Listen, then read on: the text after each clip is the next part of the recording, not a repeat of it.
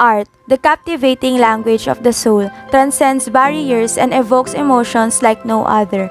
It is a presentation of creativity, a symphony of colors, shapes, and textures that speaks volumes without uttering a word. Step into the realm of art where beauty intertwines with meaning and where every stroke of a brush or pen holds the power to ignite inspiration and leave an indelible mark on the human spirit. So, with that, good day everyone. I am here together with Marshall, Mananes, Pancho, Tagra, and Tanching as we go with you in exploring and studying the amazing world of arts. So, here is the presentation overview. First would be the introduction, then it will be followed by the first painter from the medieval period, Mr. Giovanni Pisano. Then the next one is the painter from the modern period, Mr. Henry Matisse, and lastly is our very own Filipino painter, Mr. Fernando Amorsolo. We will talk about their life, particularly their early life, educational background, style and techniques, artworks, and lastly their accomplishments and awards. This report provides a general introduction to three distinct persons that has a great contribution to art. But before that, I will first briefly explain to all of you about the medieval period, the modern period, and the Philippine art. Each of these topics encompasses a unique era, artistic style, and cultural context that significantly influenced the development of art in society. The Middle Ages, usually referred to as the medieval period. It was a time in European history that spanned from the 5th to 15th century. Feudalism, the supremacy of the Catholic Church, and a concentration on religion are frequently used to describe it. During this time, art and culture were heavily influenced by Christianity, and artistic production was mainly commissioned by the church or wealthy patrons. Medieval art often depicted religious themes and utilized techniques such as stained glass, illuminated manuscripts, and monumental architecture like Gothic cathedrals. The late 18th century to the middle of the 20th century, commonly referred to as the modern period or the modern era. It was a period marked by enormous cultural, social, and technological advancements. Industrialization, urbanization, and the Enlightenment were on the rise during this time. The arts during this period saw a shift towards individualism, secularism, and the exploration of new artistic styles and movements. Artists began to experiment with new techniques, perspectives, and subject matters, reflecting the changing society. Some notable art movements of the modern period include Impressionism, Cubism, Surrealism, and Abstract Expressionism. The artistic traditions and cultural expressions of the Philippines are all included in Philippine art. The country's rich history and cultural influences have had a significant impact on the scene's diversity and vibrancy. Pre-colonial Philippine art includes indigenous art forms such as pottery, weaving, metalwork, and sculpture, often characterized by intricate designs and motifs inspired by nature and mythology. During the colonial period, the Philippines was under Spanish rule for over 3 centuries, which greatly influenced the art. Spanish colonial art introduced European techniques and styles, particularly in religious art. In the 20th century, the Philippine art underwent further transformations influenced by Western modern art movements. Artists began to experiment with new styles and techniques, exploring both traditional and contemporary themes. Notable Filipino artists emerged, such as Fernando Amorsolo, known for his realistic and pastoral scenes, and national artists like Carlos Botong Francisco, Benedicto Cabrera, or also known as Bencab, and Jose Hoya. Today, Philippine art continues to evolve, with contemporary artists exploring various mediums and themes, addressing social issues and incorporating global artistic influences.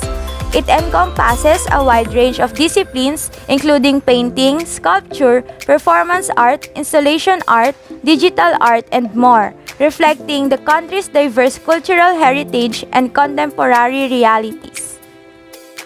And now, let's proceed to the three distinct persons that indeed has a big contribution to art. Here's Mananes and Tanching to explain to all of you the first person that they will be presenting. Thank you, Ms. Malohedo. Now let's proceed to the first artist in the medieval period. Upon discussing, we are going to know a little bit of information about the medieval art and the early life and background of the Italian artist Giovanni Pisano, as well as his accomplishments, style and techniques, and also some of his work of art. Medieval art, which emerged in Northern Europe after the fall of the Roman Empire, encompassed some of the most important movements and periods in art history. The medieval period emerged as a combination of numerous artistic legacies influenced by the aesthetic legacy of the earlier Roman era and the iconographic practices of the early Christian Church. Given the size of the medieval art era, the movement may typically be broken down into a number of separate periods and styles. These artistic styles movements have come to be known as Gothic, Byzantine, Pre-Romanesque, and the early Christian art. In addition to these numerous types, each location in Europe displayed an artistic style in a very specific way. Therefore, although being produced during the same time period, certain medieval art pieces varied drastically from place to region. Let us get to know the Italian artist Giovanni Pisano, who was also known as a famous Italian Gothic sculptor and an architect.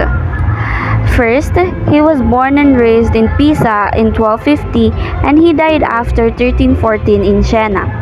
He was known as a sculptor, sometimes called the only true Gothic sculptor in Italy because of his artworks.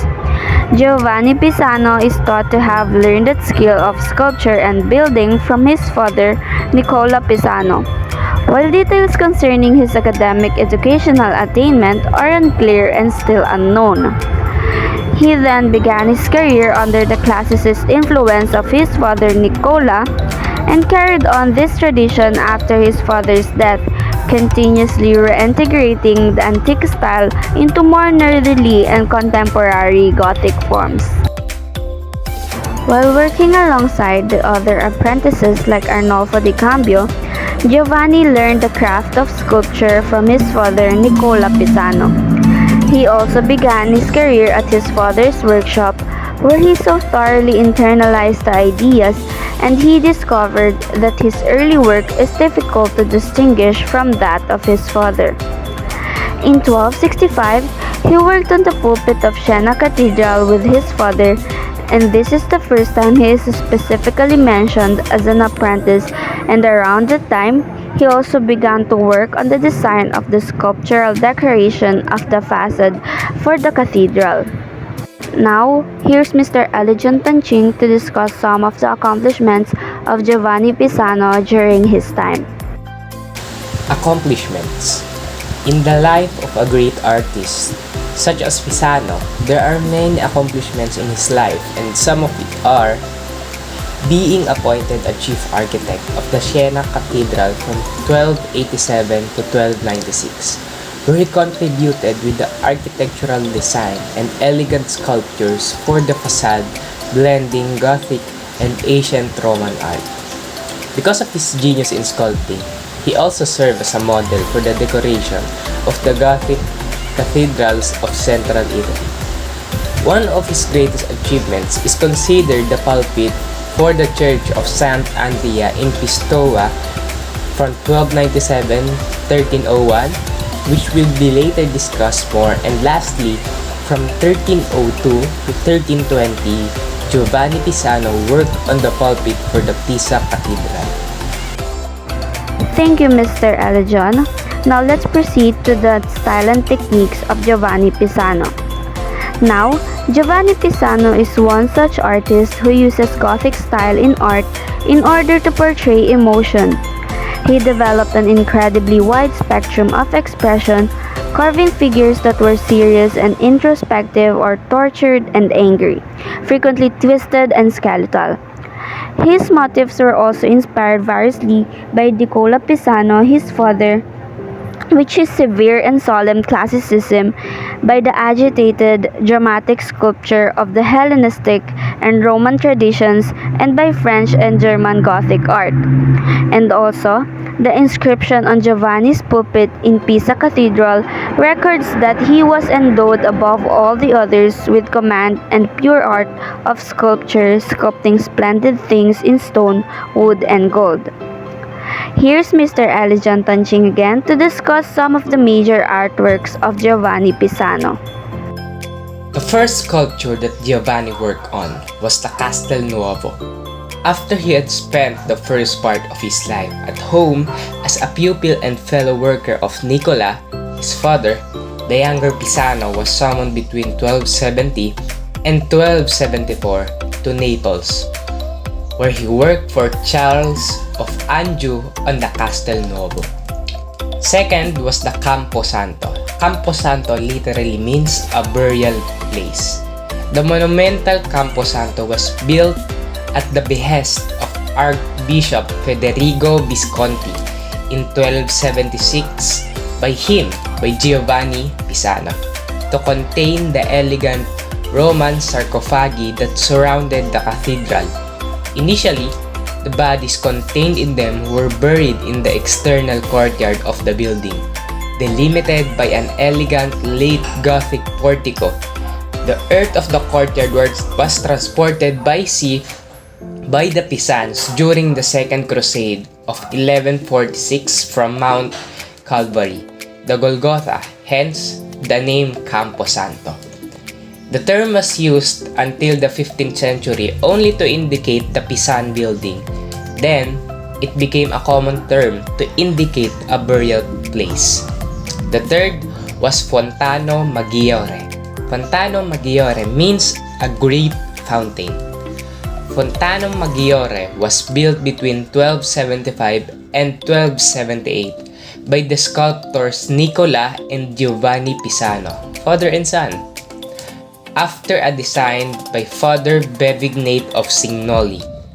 The fountain consists of two polygonal pools in white and pink stone, topped by a bronze cup with a bronze group of three nymphs supporting an amphora, from which the water flows.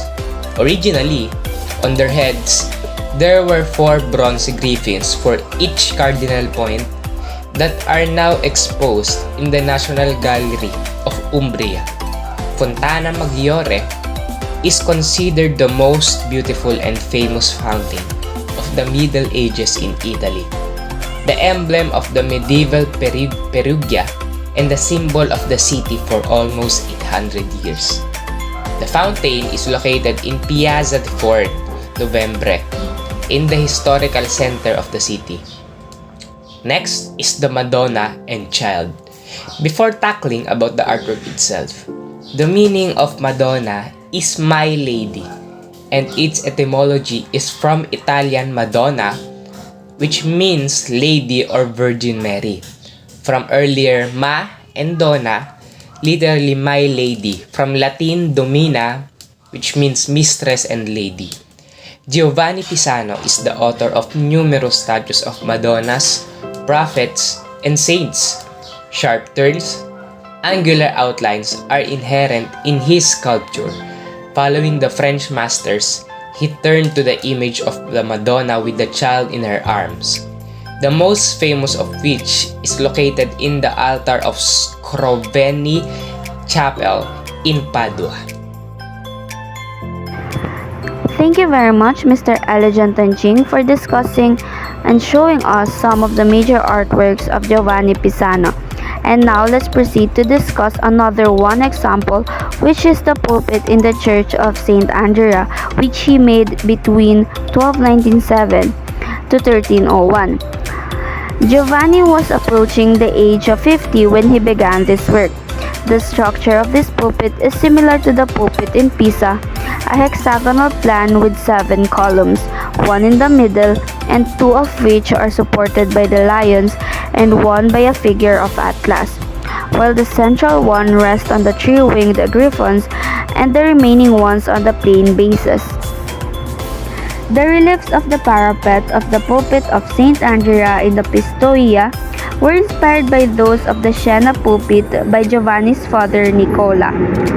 These 5 narrative panels included scenes from the life of Christ, which is the Annunciation, Nativity and Adoration of the Shepherds in the top left, Dream of the Magi in the top right, Massacre of the Innocents in the bottom left, and the Crucifixion in the bottom right. And lastly is the Last Judgment below. The 6th parapet is missing since the axis of the pulpit is located at its side.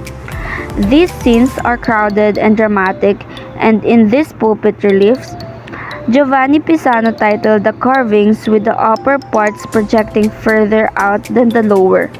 This allows for the position of the viewer below the better and appreciate the reliefs.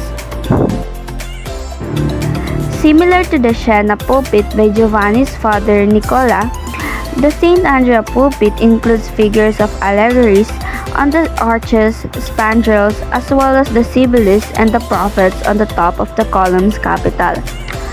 Some decorative elements of the pulpit of St. Andrea in the Pistoia is the figure of Atlas in the base of one of the columns in the left and the lectern in the form of the eagle of St. John in the center and the Sibyl and the angel, one of the beautiful sculptural groups decorating the pulpit in the right. Next is the Pisa Cathedral pulpit. After finishing the pulpit of Pistoia, Giovanni Pisano was called to his homeland when he was more than 60 years old to carve the pulpit of the cathedral, which had to surpass the one executed by his father for the baptistery. Giovanni's pulpit for the Cathedral of Pisa was made between 1303 and 1310, and it is a work even more extremely passionate than that of the pulpit of Pistoia, and it is much more charged with intellectualism than the pulpit executed 40 years earlier by Nicola for the baptistery. The pulpit is supported by several columns and rigid figures like caryatids showing an extraordinary sentimental force. One of them, the statue that epitomizes the city of Pisa itself, stands convulsed over 4 symbolic figures of the Virtues and the Imperial Eagle. It is an exponent of the Ghibelline character of the city of Pisa. The pulpit is again polygonal, as in the analogous work in the baptistery of Pisa, but differs from them in the slightly curved surfaces of the parapet's panels and in the sense of movement given by the numerous figures that fill up every empty space. And that is all about Giovanni Pisano. Thank you, Mr. Tanching. Now, we will be discussing modern art. But before we start, what is modern art? Partner, can you help me? No worries, partner. Do not be confused because the term modern art label refers to late 19th and early to mid 20th century art. Works produced during this time showcase artists' interest in reimagining, reinterpreting, and even rejecting traditional aesthetic values of preceding styles. Like Henri Matisse? Correct, like Henri-Émile Benoit Matisse. What? Henri-Émile Benoit Matisse, simply known as Henri Matisse. He is a visual artist often regarded as the most revolutionary French painter of the 20th century. He was born on December 31, 1869 at Le Cateau, Picardy, France, and died at the age of 84 on November 3, 1954 at Nice, a city of France. He was infamous for his notable works such as Blue Nude, The Woman with the Hat, The Red Studio, and many more. Yes, partner. I also heard he was born in the middle class with a father, a grain merchant, and a mother who was a painter. He also had 2 brothers. He grew up in northern France, and from 1882 to 1887, he went to school at the Collège de Saint-Quentin before moving to Paris to study law. In 1889, he returned to Saint Quentin as a law clerk. However, in 1890, he had suffered a severe attack of appendicitis. He had to quit his job after a few years of working to recover his health back to his parents' home. Now here's a fun fact. Back when he was a child, he showed little interest in painting, but during those months of recovering, he discovered the world of art. He was 20 years old when his mother introduced him to painting. She gave him some art materials, and that's when he began to love art. In 1891, he left his parents' home after recovering and traveled back to Paris to study art. He had completely abandoned law and decided to pursue his studies, this time about art. However, he failed the entrance exam for the École des Beaux-Arts, but unofficially joined the studio of French symbolist painter Gustave Moreau in 1892. And in 1898, he married Emily Pereire. Unfortunately, Gustave Moreau died when the newlyweds were on their honeymoon. It resulted in him struggling to find a new teacher. He was also faced with the challenge of raising 3 children. He and his wife had 2 sons, Jean in 1899 and Pierre in 1900s. The other child, named Margaret, is his daughter from his past lover Caroline Jabot back in 1894. That's great! Henri Matisse is truly amazing. Yup, he is. However, he faced innumerable challenges in life. But before we discuss that, let us discover his educational background for our next step. Okay, partner. During 1882 to 1887, he completed Saint Quentin High School following a year of legal studies in Paris. He moved to Saint Quentin and began working as an assistant in a law firm. He began attending an early morning sketching session at the close-by École Quentin Latour, and during 1890, amid suffering from a life-threatening bout of appendicitis, he started using paint, initially duplicating the vibrant reproductions in a container of oils his mother provided him. In 1891, he enrolled in the privately managed Académie Julian, wherein the professor was seriously intellectual, William Adolphe Bouguereau, to prepare for the admission exams at the official École des Beaux-Arts. Matisse left Académie Julian in 1892 to attend night studies at the École des Arts Décoratifs. He was ultimately admitted to the École des Beaux-Arts in 1895. Up until 1898, he resumed his studies under Moreau. Throughout this period, the painter was molded by a variety of styles, ranging from the educational still lifes of Jean-Baptiste Simon Chardin to the permitted brushwork of the Impressionists. We can literally see his eagerness to study art based on his educational background, can't we? You're right about that. I wonder how he started his own artworks. Like, in what way or style? Well, in his faux works, Matisse combined pure colors and the white of the exposed canvas to produce a luminous mood. Matisse used contrasting sections of pure and modulated color to add dimension and structure to his paintings as opposed to modeling or shading. Right, and the use of color and the shape that are distinctive to the Fauvist movement set Henri Matisse's style apart. Well, when he started exploring different styles, he found his way of expressing true colors. He began to experiment painting with massive vibrant colors, which resulted in an unrealistic representation. However, he addressed that he painted based on how he's feeling inside, with his emotions, and is also a product of his imagination.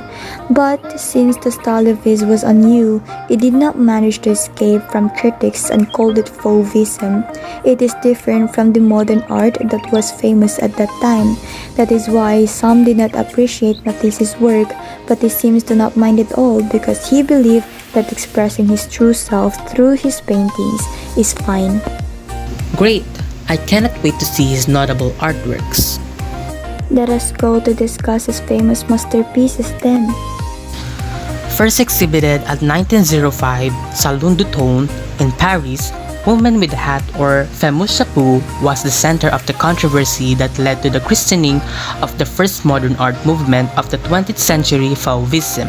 The term Fauve or wild beast, coined by an art critic, became forever associated with the artists who exhibited their brightly colored canvases in a central gallery or dubbed the Cage Central of the Grand Palace. Matisse often painted landscapes in the south of France during his Fauve years, such as Joy of Life, which is influenced by ideas drawn from Watteau, Poussin, Japanese woodcuts, Persian miniatures, and 19th century Orientalist images of harems. The painting is made up of independent motifs arranged to form a complete composition and received mixed reviews at the Salon des Indépendants. Critics noted its new style of broad fields of color and linear figures, a clear rejection of Paul Signac's pointillism. Matisse's composition of male figures reduced them to a series of hieroglyphs, but musical ones. This is one of his most challenging inventions and remains explicable only in terms of the dancers that preceded and the batters that followed. He has produced a disposition unique even in his own work, the only possible release from the preceding round of dancers. There is no consistent precedent for identifying dance with the female and music with the male. And as the pictures presently stand, the sexual differentiation may be virtually meaningless. L'Atelier Rouge or the Red Studio features a small retrospective of Matisse's recent painting, sculpture, and ceramics displayed in his studio. The artworks appear in color and in detail, while the room's architecture and furnishings are indicated only by the negative gaps in the red surface. The composition's central axis is a grandfather clock without hands. It is as if in the oasis of the artist's studio, time were suspended. Matisse was working on a sculpture, Reclining Nude 1, when he accidentally damaged it. Before repairing it, he painted it in a blue against a background of palm fronds. The nude is hard and angular, both a tribute to Cézanne and a deliberate response to nudes seen in the Paris Salon. It was the last Matisse painting both by Leo and Gertrude Stein. Blue nude is of a woman laying nude with one leg over the other and arm bent against her head. The strokes used while painting this piece were sketch-like and can be seen in the shading on the inner side of her left breast and the dark lines around her thighs and face. Matisse created a variety of gouache decoupies which were created by cutting or ripping forms from gouache painted paper and having an assistant place them down. These paintings, like the snail, were quite vast in scale, and the method explored in his 1947 picture book Jazz opened up new avenues for him. Now I am curious what achievements he's got from being a painter. Here's another fun fact, partner. Throughout his life, Matisse did not only pursue painting, he also created drawings, sculptures, and printmakings. When he aged 71, he again suffered and was ill. He began to use wheelchair due to the difficulty of walking. Because of that, he had thought to experiment with arts such as cutouts with the use of scissors. He decided to cut different shapes of colored papers and made collage designs by pasting those on canvas that some were on small or huge murals.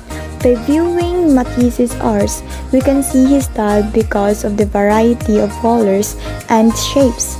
In 1954, he died, though he left behind his collections of art on display in museums all over the world. His work played a significant role in supporting the importance of decoration in modern art. The use of color and pattern in his work tends to be intentionally disorienting and uncomfortable, despite the fact that he is widely considered as a painter who is committed to joy and contentment.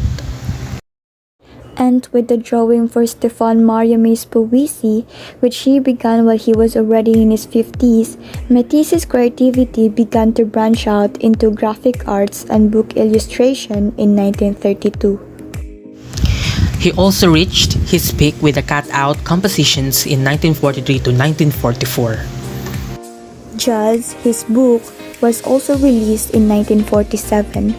Lastly, the contract for the Chapel of the Rosary in Vence, which he designed all the wall decorations, Station of the Cross, furniture, stained glass windows, even the vestments and altar cloths for, was the pinnacle of Matisse's career between 1948 and 1951.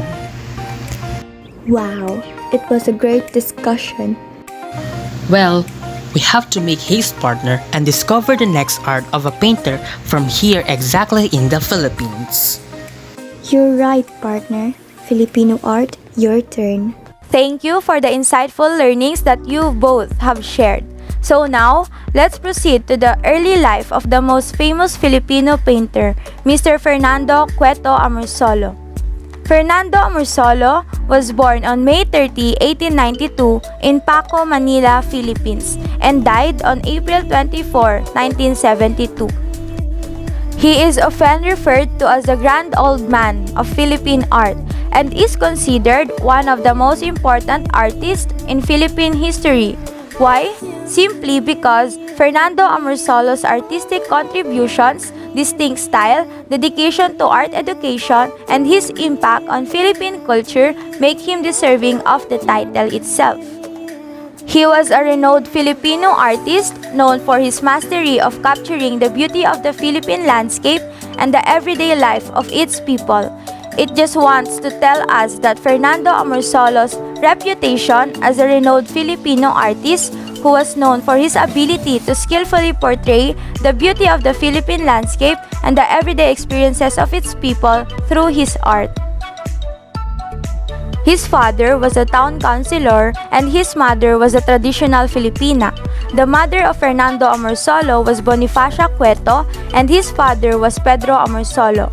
At a young age, he displayed a talent for drawing and his parents recognized his artistic abilities and supported his artistic pursuits. Before his father passed away, the family resided in Daet. The family was then relocated to the Manila home of Don Fabian de la Rosa, an artist who was his mother's cousin. In order to support his family, Amorsolo, who was 13 at the time, sold some of his drawings and he then started taking art lessons from De La Rosa. In connection with that, let's explore his educational background. First is his primary education. He began his early education at the public school in Paco, Manila, where his artistic talent was already apparent during his formative years. Then, in 1909, Amorsolo entered the newly established School of Fine Arts at the University of the Philippines in Manila. He studied under various influential Filipino artists including Fabian de la Rosa.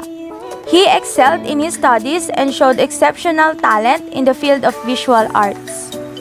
After completing his studies at UP, Amorsolo furthered his art education by attending the Academia de San Carlos in Manila. It was the oldest fine arts school in the Philippines, where he continued to refine his skills and learn various techniques. In 1914, Amorsolo received a scholarship from the Spanish government to study at the Real Academia de Bellas Artes de San Fernando in Madrid, Spain. He pursued further studies in fine arts, expanding his knowledge and exposure to European art styles and techniques. During his time in Europe, Amorsolo traveled extensively, visiting different countries such as Italy, France, and the Netherlands. He studied the works of the European masters and was influenced by their styles, particularly the Impressionist and Post-Impressionist movements. Lastly, after completing his studies and gaining valuable experience abroad, Amorsolo returned to the Philippines in 1916. He brought back with him a unique blend of European techniques and a deep appreciation for the natural beauty and rural scenes of his homeland. And now, let's explore more about Fernando Amorsolo and his style and techniques, artworks, and awards that will be tackled by Marshall. Amorsolo's style and techniques. Amorsolo's style was heavily influenced by the Impressionist movement, particularly the works of the French masters.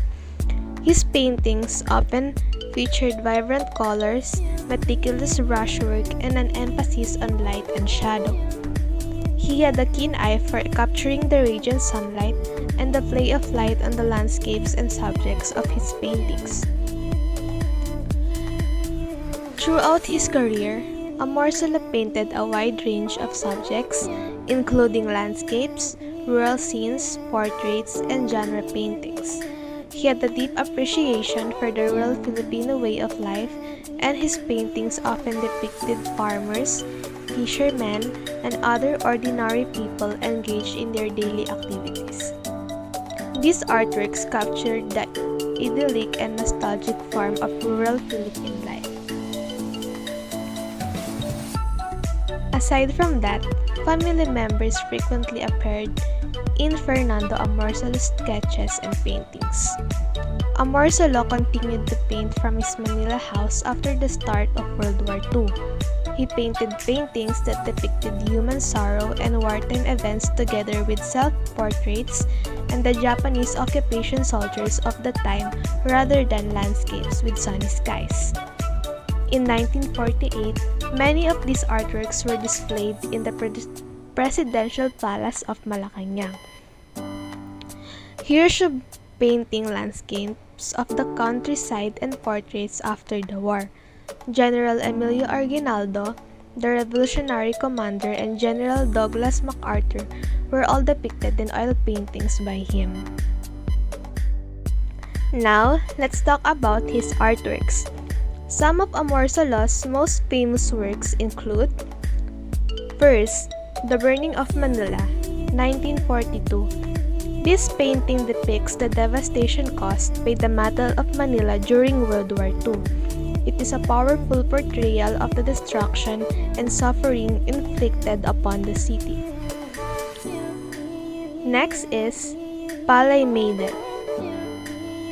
In 1920, this painting became an iconic image of the Filipina. It depicts a young woman in a traditional clothing with a background of rice fields, symbolizing fertility and abundance.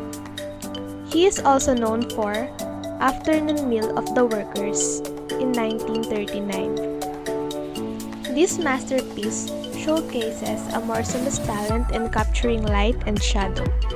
It depicts a group of farmers wrestling and enjoying a meal in a sunny field.